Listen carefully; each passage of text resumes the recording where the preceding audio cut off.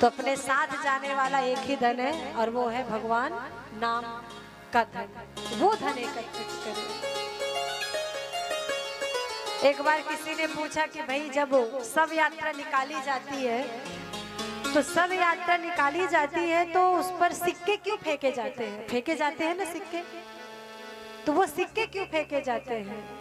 तो उत्तर क्या मिला कि वो सिक्के इसलिए फेंके जाते हैं, फेंकने वाला मरे हुए उस प्राणी से ये कहना चाहता है कि जब तक जीवन था तो बहुत पैसे पैसे पैसे पैसे किया, आज यदि हिम्मत हो तो 1 रुपए भी उठा करके दिखा, इसलिए सिक्के फेंके जाते हैं।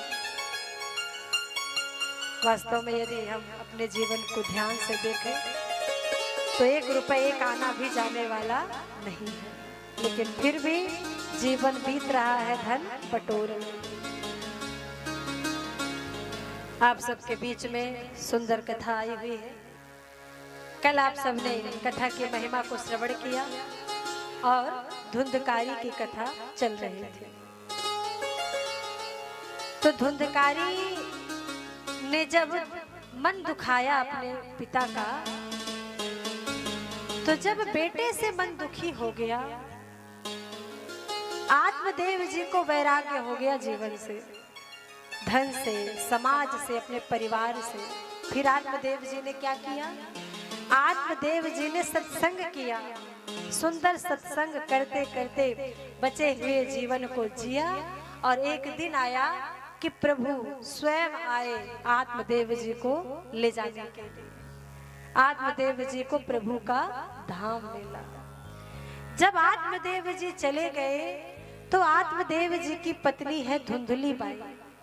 धुंधली बाई को भी बहुत तकलीफ देने लगा धुंधकारी, तो धुंधली बाई भी कुएं में कूद करके आत्महत्या कर लेती है। और गोकर्ण जी अपने माता अपने पिता का श्राद्ध करते हैं गया जाकर के। अब जब गया जाकर के श्राद्ध करते हैं और इधर क्या होता है कि धुंधकारी 5 सुंदर स्त्रियों को अपने घर ले आता है और उन स्त्रियों के साथ जीता है अपने जीवन को।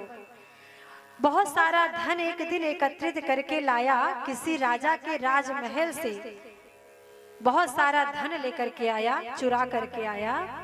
तो 5 स्त्रियों के मन में लालच समा गया। अब जब लालच समा गया तो 5 स्त्रियों ने ये विचार किया कि क्यों ना हम धुंधकारी को मार दें। और 5 स्त्रियों ने रात में जब धुंधकारी मर गया, तब वो सो गया, तब धुंधकारी के हाथ पैर को 4 पाई से 5 स्त्रियों ने बांध दिया।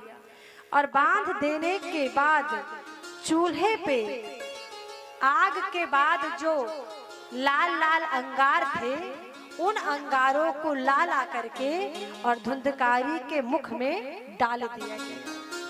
और जब अंगार को डाल दिया गया तो धुंधकारी तड़प तड़प कर बड़े कष्ट में धुंधकारी मर गया। जब व्यक्ति किसी को तकलीफ देता है, जब व्यक्ति बुरे कर्म करता है, जब किसी व्यक्ति के वजह से किसी को पीड़ा होती है, किसी के जीवन में दुख आता है, तब ऐसे व्यक्ति लोगों के बद्दुआओं के कारण दूसरों को दुखी करने वाला व्यक्ति मरते समय बहुत कष्ट पाता है, बहुत कष्ट पाता है।